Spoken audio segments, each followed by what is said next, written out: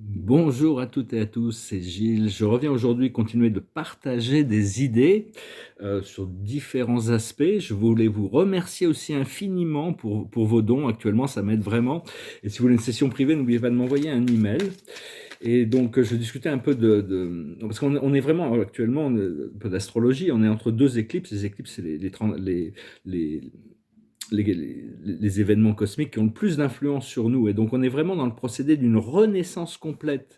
Et actuellement, il y a Vénus qui va bientôt rencontrer Jupiter, ou elle l'a rencontré, ou elle va le rencontrer. Mais il y a vraiment cette Vénus, c'est vraiment ça domine l'amour, ça domine l'argent, ça domine nos préférences. C'est vraiment la réunification du cercle et le cercle de l'esprit avec la croix de la matière, hein. C'est un peu comme un ankh. Et donc, et ça va nous permettre aussi de guérir après ça, elle va rentrer dans le bélier, hein. C'est, et on va voir, il y a beaucoup de transformations au niveau de guérison, d'habitudes addictives ou des schémas ou des anciennes croyances. Il y a beaucoup de choses qui vont se libérer actuellement. Je vais tirer quelques cartes, discuter un peu de numérologie aussi, parce que les symboles sont vraiment on peut trouver beaucoup de vérité derrière les symboles, et quand on trouve une vérité, ça nous libère dans un sens. Le passé, c'est le fou, la libération des peurs, justement. Le présent, c'est le stress. Ici, il y a le singe qui va mettre, qui va faire exploser le ballon. Donc ce qu'il faut, c'est respirer, hein, faut pas laisser. Et le futur, c'est le silence, c'est-à-dire on va c'est trouver la paix, le silence, la relaxation. La chose sur laquelle on travaille actuellement, c'est la guidance, c'est-à-dire rester dans le flow de ce programme de bien-être et d'harmonie.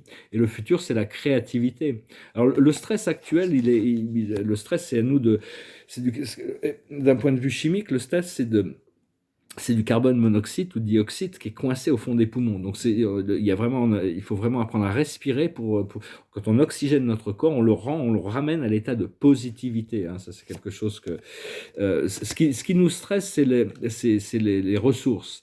En réalité, il y a toutes sortes de grandes ressources qui vont arriver là, mais donc c'est quelqu'un qui protège son trésor derrière des murs. Mais donc c'est vraiment le misère, c'est vraiment, on doit s'éloigner de tout. C'est pas facile psychologiquement de s'imaginer déjà libéré de toute limitation par rapport à l'accès aux ressources. Mais enfin, il faut de plus en plus, il faut y croire. Il faut savoir que bon, il y a toutes sortes de solutions qui sont en train d'arriver, même si bon, le monde est en train de de se transformer. Bon, il va falloir se préparer, mais si on est vrai, se préparer de rester dans notre alignement pour rentrer dans une ligne temporelle qui est facile, agréable, bien que tout le système, beaucoup de gens seront affectés, donc on n'a pas besoin d'être affecté par les transformations économiques et monétaires qui arrivent. Si on est en alignement, en principe, bon, on devrait pouvoir passer à travers, et à ce moment-là, on va trouver les possibilités. C'est-à-dire que on doit se libérer du stress, on doit se libérer de la pénurie, et à ce moment-là, il y a toutes sortes de nouvelles possibilités qui se présentent. Alors ces possibilités, tout est possible, c'est le rien, hein, c'est le grand enseignant. Donc, mais dans le rien, il y a tout aussi. Voilà quelques oracles. Alors, je vais parler du 777. C'est un pouvoir magique, c'est le pouvoir de la pierre philosophale.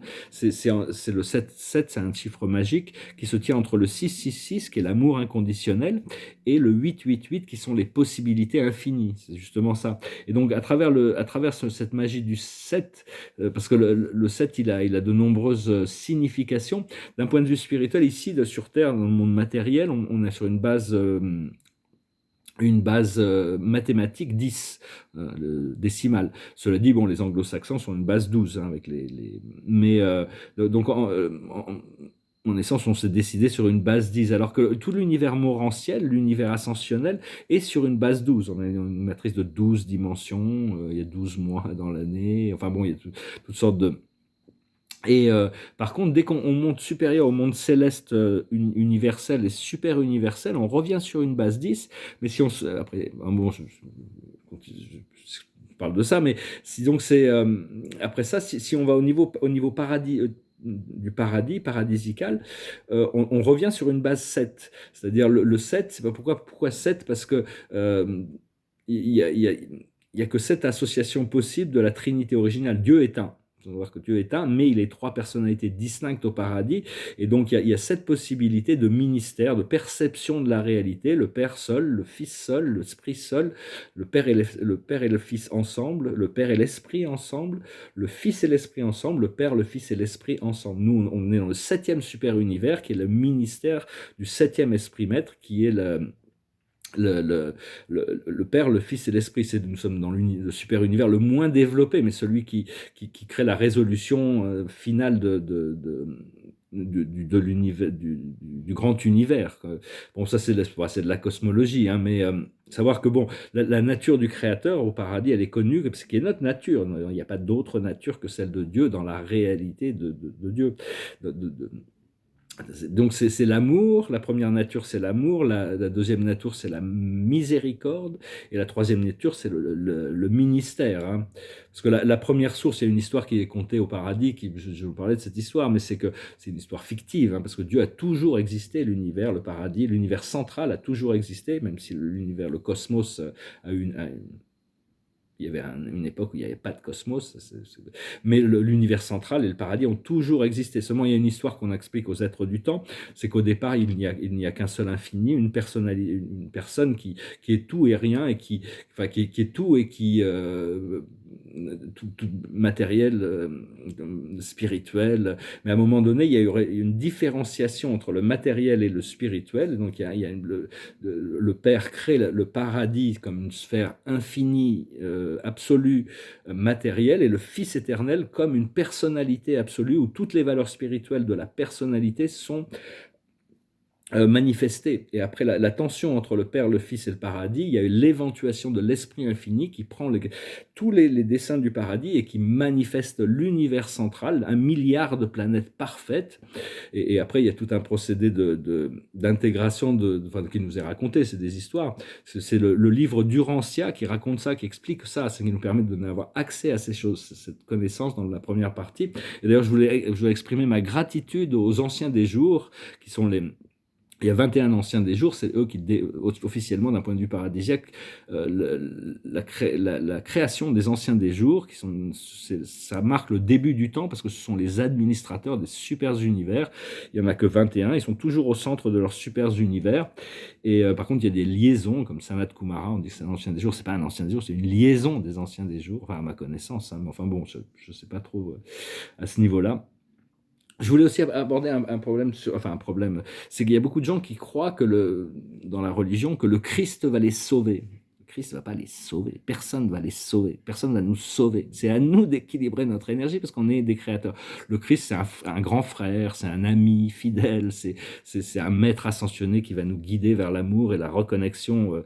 Mais enfin, ce Christ, c'est cette lumière du Christ qui revient de l'intérieur, mais enfin, en tant qu'entité, Joshua, Emmanuel, comme on l'appelait, on lui a donné un nouveau nom, il s'appelle Sananda.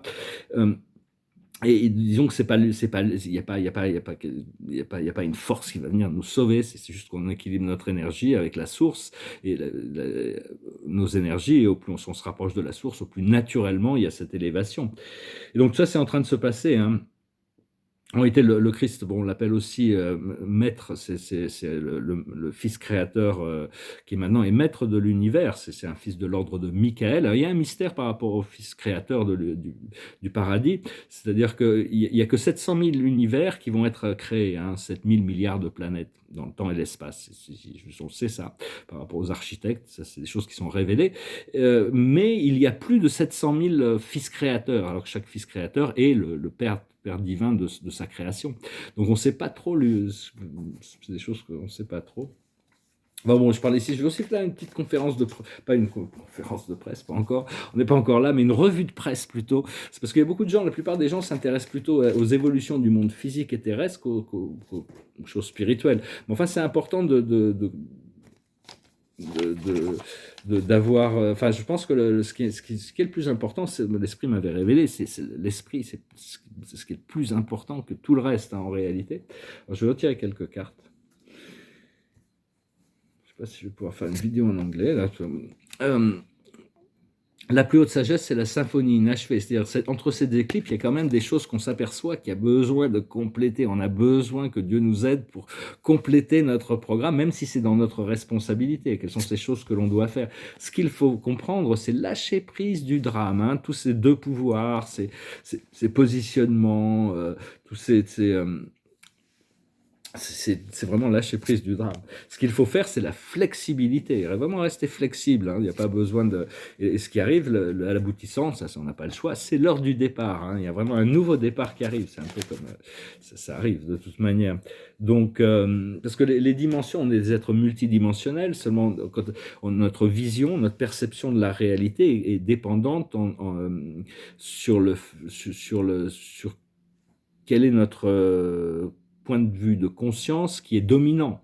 C'est-à-dire que dans la troisième dimension, parce que bon, on peut pas, c'est que toutes ces dimensions sont des univers parallèles, donc c'est très très très vaste, comme dit même l'univers physique, on peut pas tout expliquer en quelques mots de l'univers physique, mais c'est un univers qui est perçu à travers les sens comme quelque chose d'externe, et on peut voir la deuxième et la première dimension, parce qu'on est dans la troisième, on peut voir les dimensions qui sont en dessous, quand on voit les animaux, les arbres dans la deuxième dimension, ou les minéraux dans la première dimension, en réalité c'est des consciences, on n'a pas vraiment accès depuis la troisième dimension, c'est quand on monte dans la quatrième qu'on arrive à prendre conscience de l'unité avec les choses et commencer à voir, parce que ce monde en réalité il a été contrôlé un peu par des êtres qui est dans la quatrième dimension, polarisés négativement, qui ont imposé leur système de croyance. Mais c'est des portes et il suffit de passer à travers la porte de cette zone moyenne de la quatrième dimension pour arriver à... C'est une sorte de... pour arriver à, c'est comme prendre une pilule rouge pour sortir, se réveiller, sortir de la matrice. Cela dit, après, une fois qu'on a pris conscience de ça, on a quand même envie d'être réintégré dans la matrice d'une manière confortable, parce que c'est dans ce film Matrix, il vaut mieux vivre confortablement dans la Matrix que dans leur vaisseau, dans les cavernes et tout ça, hein, quand même. Bon, donc, mais enfin, avec notre conscience, avec notre déconnecté, on n'est plus dans le, on est une pile que pour la divinité. C'est-à-dire que la divinité, c'est notre source d'énergie. Alors on ne donne pas notre énergie, on évite de donner notre énergie à des forces inférieures. Donc la quatrième dimension, c'est le monde des rêves, des émotions. Mais on est en train il y en a qui se polarisent négativement ou positivement, mais bon, la majorité seront polarisé positivement. Je pense que c'est vraiment ce qui est voulu ici, c'est qu'il y a une progression, un positionnement positif de la conscience de l'humanité qui ascensionne vers la cinquième dimension. Bon, il y a toutes sortes de choses qu'on va devoir changer, par exemple tous nos systèmes d'énergie. Les cristaux, les points zéro, même à l'intérieur de l'énergie du soleil, c'est quelque chose que j'ai jamais trop recherché, mais je pense que ça pourrait être intéressant, c'est qu'on utilise l'énergie solaire avec certaines fréquences de lumière qui s'intègrent dans ces panneaux solaires et après on redistribue. Mais ce qu'il y a, c'est qu'il y a le soleil émet aussi des particules beaucoup plus petites, mais qui pourraient être beaucoup plus puissantes au niveau de la génération d'énergie. C'est juste arriver à les capter et les rediffuser. Et donc ça, c'est des choses qu'à l'intérieur du soleil, il y a des ondes de fréquence qu'on pourrait utiliser pour créer de l'énergie, parce que le fuel, comme je disais, tous les énergies en fin de compte, les énergies fossiles étaient relativement renouvelables, parce que la Terre est vivante, elle en recrée tout le temps. Cela dit, elle a besoin de son pétrole, elle a besoin de minéraux, elle a besoin d'exister. On peut pas, on peut pas chercher à tout piller, disons. Hein. Donc il y a vraiment, à un moment donné, il y a non seulement une prise de conscience, mais il y a aussi des interventions qui font qu'on va devoir changer le modèle. Et donc se libérer de tous les mensonges des autres, hein, redessiner quelles sont les règles de notre vie, quelles sont les règles dans lesquelles on vit. Et donc... dans le film Matrix, c'est un film intéressant. C'est un petit peu comme il y avait un personnage qui s'appelle Seraph. Il disait: je suis là pour protéger les choses qui ont le plus de valeur. Et c'est un petit peu la mission qu'on a ici, c'est de protéger les choses qui ont de la valeur, c'est-à-dire une vision claire pour le futur et une vision libérée, joyeuse, heureuse pour le futur de l'humanité. Bien que le mérovingien aussi, je crois que c'était Lambert Wilson qui jouait exceptionnel, ce rôle du mérovingien était assez amusant aussi. C'est un bon film. Ils ont sorti un quatrième, je ne l'ai pas vu. On va tirer quelques cartes pour voir. Ça, c'est pas très important. Toutes les choses qui nous intéressaient il y a quelques années, beaucoup de ces choses ne nous intéressent plus maintenant. Mais enfin bon, il y a quand même, on peut voir qu'au niveau culturel, il y a toute une transformation. Il y a la mort, c'est un peu il y a toute cette culture de la mort qui est en train de mourir. Il va y avoir, pour revenir à la culture de la vie, même le monde des célébrités est en train de complètement se démystifier, hein, que ce soit avec Will Smith, le procès là. C'est assez intéressant d'ailleurs ce procès entre Johnny Depp et je sais plus comment elle s'appelle, mais c'est son ancienne femme. Disons parce que bon, ça permet de voir les rouages du système de loi américaine et ça permet aussi il y a toutes sortes de témoins qui sont appelés, c'est vraiment des power brokers de Hollywood, c'est des gens, ils ont des histoires très intéressantes, c'est assez amusant, mais ça démystifie un peu tout le procédé. Et enfin, il y a beaucoup d'acteurs et d'actrices qui vivent dans leurs imaginaires. Des fois, moi j'en ai connu, j'ai vécu à Hollywood, j'ai vécu à New York. Mais donc c'est pas facile. Mais enfin bon, on va voir tout ça. Parce qu'Al Pacino disait, c'est quelqu'un qui est assez cynique et il avait pas mal de recul là-dessus par rapport à la baffe de Will Smith. C'est que Hollywood, la violence, c'est leur pain et leur beurre. Hein. Il y a rien, ça a toujours été comme ça. Lui, il était là pour recevoir un Oscar pour les 50 ans du Parrain. Il était dans le Parrain. Moi, je mets des baffes à ma femme. Hein, et c'est la violence, c'est leur truc. Alors, il disait, excusez-moi, je dois arrêter l'interview parce que sur la télé, il y a un show sur un meurtre, il faut que j'aille voir ça. Donc il partait comme ça. Mais enfin bon, il avait un peu de cynisme par rapport à tout ça. Puis mais enfin là, je trouve que la dernière fois qu'il y a eu un grand procès qui avait fasciné l'Amérique, je m'intéresse, enfin, je suis pas mal, je trouve qu'il y a pas mal de dynamisme sur les ondes américaines, c'est que c'était le procès d'O.J. Simpson qui avait quand même tué sa femme et son amant. Je crois qu'il l'a reconnu après, mais c'était le père Kardashian il avait réussi à le faire acquitter de ça. Et puis après, il a sorti un livre comme quoi il avait réussi à s'en sortir de ça. Enfin bon. Enfin là, dans le procès de Amber Heard et Johnny Depp, il n'y a pas d'enjeu aussi important. Cela dit, il va essayer de retrouver sa réputation. Je pense qu'il va y arriver. Enfin, c'est des relations toxiques. En réalité, ça regarde personne, tout ça. Mais bon, c'est en train de démonter toute cette aura autour des célébrités, hein, tout ce truc-là, hein, c'est comme le gala du Met, là, il y avait le gala du Met, c'est une sorte de grand carnaval, bon, a priori, ça se recherche un peu l'élégance, mais qui sont ces gens? Moi, je regardais ça, je les connais pas, ces gens, c'est des artistes, je sais pas, il y a peut-être des sculpteurs, des peintres, c'est une Met quand même, enfin bon, même si c'est le show business, je connais pas tous ces gens, et puis bon, comme Napoléon disait, du sublime au ridicule, il n'y a qu'un pas, hein, donc il y a des choses qui peuvent être sublimes, mais si on va trop loin, des fois, c'est un peu ridicule. Enfin bon, il faut essayer de regarder tout ça avec... Je vais parler un peu d'exopolitique aussi, là je tirais quelques cartes. La plus haute sagesse, c'est la carte des arts, hein, la beauté. L'art, c'est le beau, c'est ce qui nous donne la musique, la peinture, enfin tous les arts dramatiques. Enfin, il y a toutes sortes d'arts. L'art, c'est le savoir-faire, en essence. Je crois que à l'époque de Platon, tout le monde était considéré comme, enfin tous les artisans étaient considérés comme des artistes, les médecins, les pilotes de bateaux. C'était un art, un savoir-faire. Continuer à cultiver ce qu'il faut faire, ce qu'il faut comprendre, c'est l'alimentation et la faim, c'est-à-dire arriver à contrôler le corps des désirs, ne pas se laisser devenir maître du corps des désirs. Ce qu'il faut faire, c'est se libérer des persécutions et des inquisitions, continuer à connecter avec la sphère de liberté psychique. Il y avait un livre assez exceptionnel qui s'appelle La très sainte trinosophie. C'est un livre, on ne sait pas trop qui est l'auteur, on pense que c'est Cagliostro, qui était un élève de Saint-Germain. Il est dans les cachots de l'Inquisition. C'est un livre qui, bon, le résumé, si on devait le résumer en une ligne, ça dirait que tout est symbole. Il explique que tout est symbole dans la vie. Et il commence ce livre, il est dans les cachots de l'Inquisition, je vais vous enseigner les principes de la liberté. Il parle de la liberté alors qu'il est dans les cachots de l'Inquisition. Et l'aboutissant, c'est les Amérindiens. Donc moi, personnellement, je sais que je vais devoir passer du temps aux États-Unis, mais donc c'est peut-être aussi quelque chose des États-Unis qui pourrait vous appeler, mais sinon c'est vraiment la simplicité de la vie, l'harmonie. Au niveau écologique, le climat, bon ça c'est évident que la planète se réchauffe, mais c'est que le système solaire se réchauffe. Cela dit, il y a aussi des manipulations avec des technologies de bioengineering qui créent parce que la Terre, elle essaye de s'équilibrer quand même dans ce procédé, et les gros problèmes qu'on peut subir au niveau écologique ne viennent pas de la planète et de l'univers et du réchauffement, ils viennent de manipulations, de technologies secrètes qui manipulent le climat pour, je sais pas, ils s'amusent avec ça, mais de plus en plus on va leur enlever, donc je pense que à un moment donné, il y a je sais pas, après ça, bon, c'est des conseils. On verra ce que la hiérarchie de la Terre veut faire avec ça. Pour le moment, bon, moi je voulais faire une revue de presse, mais bon, c'est pas trop. Je parlais un petit peu de Hollywood, mais il y a toutes sortes de choses là aux États-Unis. Ils veulent faire le ministère de la vérité. Hein, c'est vraiment, alors que bon, il y a quand même c'est vraiment de la propagande. En 1948, George Orwell écrit 1984, où il explique déjà tout ça. C'est un peu une sorte de système de contrôle à la Corée du Nord, hein, comme à la Corée du Nord qu'ils essayent de mettre en place. C'est très très bizarre.